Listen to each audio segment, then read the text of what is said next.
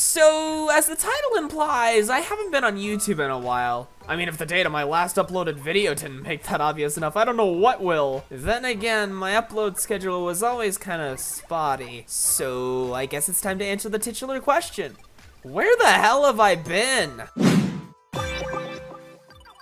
Hello everybody, my name is Zacatech12, and this is the first highly scripted video that I actually decided to put effort into. Sure, I did put a lot of effort into the semi-scripted Splatoon 3 video that I made after the first trailer, but like I said, it was semi-scripted, so it doesn't count. Similar to that video, I will be organizing this video into chapters, which are what I've been doing and what caused my upload schedule to be spotty in the past, how I plan to change that in my content going forward, and some upcoming projects I have ideas for. Most of them about Splatoon 3.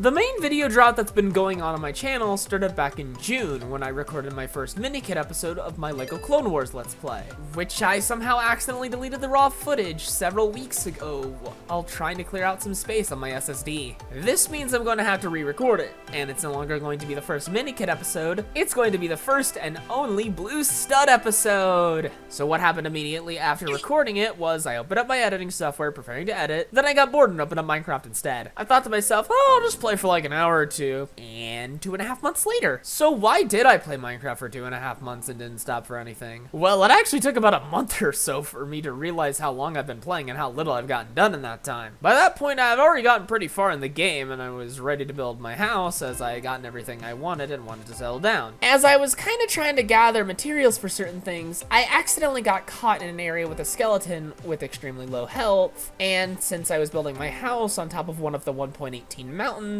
I couldn't get food very easily, so I kinda had to travel a while before I could find some more food, and since I'd settled down, I had already placed my bed somewhere. Then as I was trying to get back to my house, I was at low health, and a skeleton shot me, and I was playing on hardcore. So this started a vicious cycle where I wanted to get to the point in my Minecraft world where I felt comfortable settling down and finish building my house before I did anything, and that's what I did for the next month and a half. I never did. Even starting college didn't change that, as I mostly played Minecraft alongside my online lectures. What did stop me from this cycle was the Splatoon 3 Splatfest World Premiere, which I streamed if you wanted to have checked that out. So you may think, oh, after that you should have gotten straight back into the groove of making videos. But guess what else happened? Making the mother of all omelets, you said. Can't spread over every egg. Why won't you die? Can't hurt me, Jack. Nanomachine, son.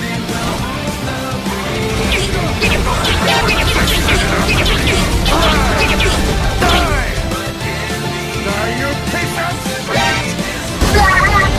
I'm sorry, I had to. So I originally found out about Metal Gear Rising during its resurgence in meme culture around May or so, and bought it on Steam a while later after listening to the music. So I bought the game, planning to play it for a Let's Play after it was finished with both LEGO Clone Wars and the Skywalker Saga. But because I didn't do anything with it over the past 2.5 months, the game started to fade in relevancy, and I hadn't done anything with it. So I decided to put the Let's Play on hold for a while. More on that in the third section. So I decided to just play it on my own time after the Splatfest World Premiere happened. And that's mostly what I've been playing ever since then, and never got anything ready for Splatoon 3. Hell, I'm even late when writing this script. I don't know how late it'll be when this video comes out, but I'm writing this script on the 21st anniversary of the day that Bush did something. Like the good old days after 9/11. Not to mention that Lizzie's in a box. I mean, you can kind of see why I ended up playing it for so many days once you play it or see gameplay footage. I mean, come on, how could you not like a game where you get to play as a human-sized slap chop scooping out people's spines like ice cream? But the reason I played it for so long wasn't just because the game was super fun, it's because it's also hard in some areas. Funny thing is, the two hardest challenges I had to face both had to do with the funny Nanomachine Man. First one was getting an S rank on his fight in hard mode with Raiden. You think you just have to get no damage and play really well during the main fight itself, and that the phases before the actual fight don't count. don't. Funny thing is, they do! The second phase is the hard part because you're not allowed to use any of your main or sub-weapons, meaning you have to punch him. And because you can't use your main weapon, trying to parry with your fists makes you take damage anyway, meaning you have to dodge all of his attacks manually. Sure, the dodge roll that you have when you only have your fists is a lot faster than the defensive offense that Raiden normally has, but I'm really bad at dodging Armstrong's attacks on such a tiny platform, especially considering that if he's in the dead center of the platform, and if he uses one of his more explosive moves, you're basically guaranteed to get hit. And the worst part is that if you get hit when Armstrong is beyond a certain health threshold, you get a checkpoint for the iconic punching sequence. And since you took damage to get there, you have to restart the entire chapter. Thankfully, chapter 7 is pretty short, otherwise I would cry. Sam's fight with Armstrong was also giving me a lot of trouble. So much trouble that as I'm writing this script, I still haven't beaten it yet. This basically throws everything you know as Raiden out the window and forces you to take advantage of Sam's special abilities that Raiden can't do as well as him. Also, Armstrong's attacks are a lot faster and much less telegraphed compared to Raiden's fight, which is why you need to take advantage of Sam's super fast dodge roll, which is even faster than Raiden's dodge roll when he only has his fists. The flames at the beginning from the helicopters are already bad enough, but since Sam's parry hitbox and parry window are much smaller than Raiden's, if Armstrong does certain attacks in certain positions, they won't connect with the parry hitbox, and thus she'll take damage. Also, the best way to fight most enemies as Sam is to make them rage by pressing up on the D-pad to taunt them. And because they both take and deal more damage, even parrying will make you take damage, just like when Raiden is only using his fists. It also doesn't help that Armstrong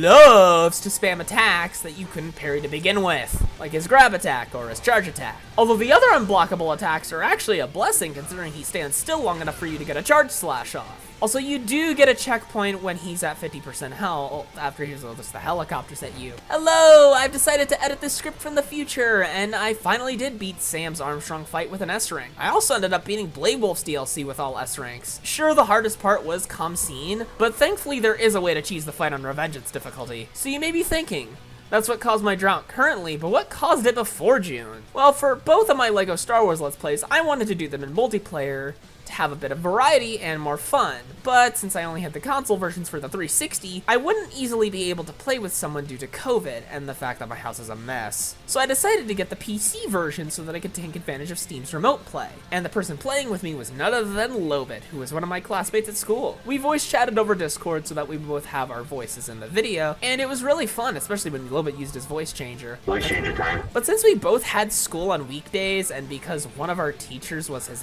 mom, he had to stay at school very late and couldn't easily get to his PC for us to play together, meaning we could only do this on weekends. Even then, the main issue was I never really built up the courage to say, hey, you want to play LEGO Star Wars? F you. Meaning I went weeks without ever speaking to him outside of school, which caused 2 Let's Plays that were originally meant to be finished by May of 2021 or so to not be finished to this day. Although, when we tried to play LEGO Clone Wars, what ended up happening was that Lobit experienced a lot of lag on his end. It was so bad that we couldn't even play. This leads into what I've been doing for the past few episodes or so, playing solo, as it's much more efficient and I don't have to rely on other people. So TLDR, the sexy Brazilian man chopped my productivity in half.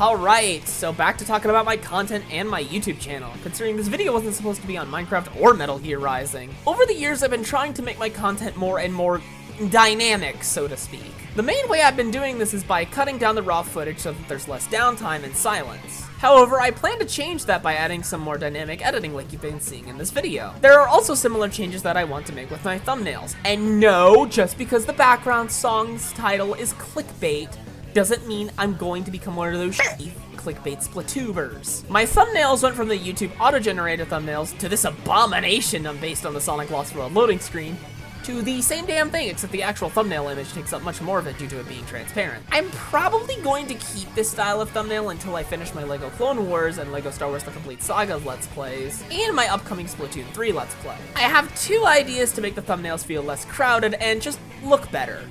Number 1. make something similar to what I did for the Splatfest World Premiere thumbnail. And number 2, turn those big giant shapes into 2 tiny triangles. Of course, both of these I do wish to have the dual color style. 2 more things I plan to do with pretty much every Let's Play type video I make is to have an edited intro that is completely separate from the raw footage with an editing style similar to this video. I also plan to incorrectly summarize all cutscenes in games with heavy amounts of them. You know, Maxor style. My source is that I made it the f up. I even plan to take all of these initiatives further by getting both Photoshop and Premiere. Maybe even After Effects if I really want to get fancy. However, due to my bank balance being what it is, I may have to sing some 1700 sea shanties to get them.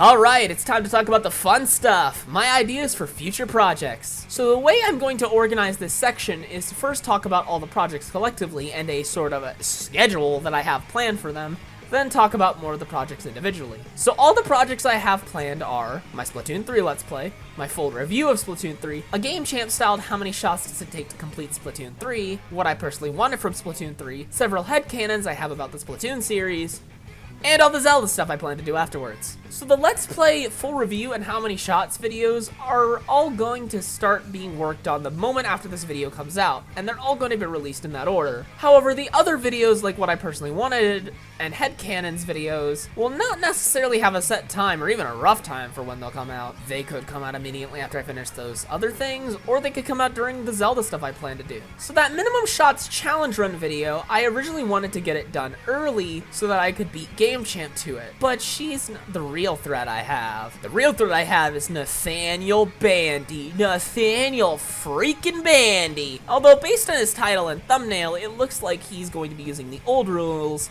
from Game Champ's Splatoon 1 and 2 videos. I plan to use the rule from the Octo expansion videos she made, meaning it doesn't matter what weapon we're using, main or special, we have to count every shot we take, and we have to complete it, not simply beat it. Anyways, back to the Zelda stuff. The idea was originally for Zelda's 35th anniversary, I would Let's Play every single Zelda game in canonical order until Tears of the Kingdom came out, which at the time we do as Breath of the Wild 2. Funny how coincidences work. The only real start on this initiative I got was when I Let's Played Skyward Sword HD, and then immediately went straight to doing Sonic Colors since that came out before I even finished doing my Let's Play of Skyward Sword HD. So I'm going to talk about the original plan that I had back during that era. The original plan was before the Skywalker Saga got delayed to 2022, was to Let's Play the complete saga and LEGO Clone Wars in canonical order, meaning I would go do LEGO Clone Wars stuff in the middle of the complete saga stuff, and after both of these finished, I would live stream a Let's Play of the Skywalker Saga, and after that, I would do all the Zelda stuff until Tears of the Kingdom came out. But as I mentioned in the first section, due to me and Lobith's different schedules, and my lack of confidence to actually talk to him,